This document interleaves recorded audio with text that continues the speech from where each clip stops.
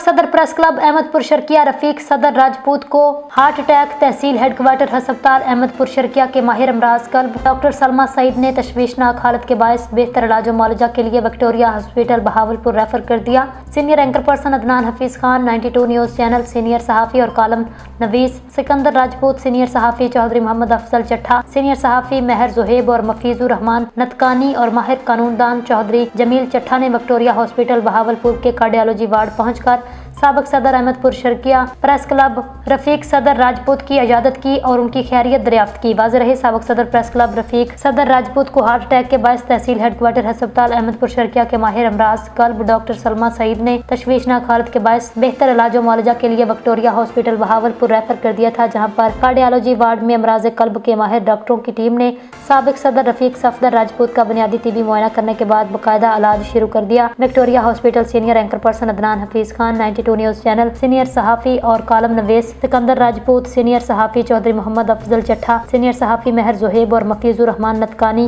ماہر قانون دان چودھری جمیل چٹھا بہاولپور پہنچ کر عیادت اور خیریت دریافت کی۔ سابق صدر رفیق صفدر راجپوت کو تمام دوستوں نے خصوصی صحت کی دعا کی۔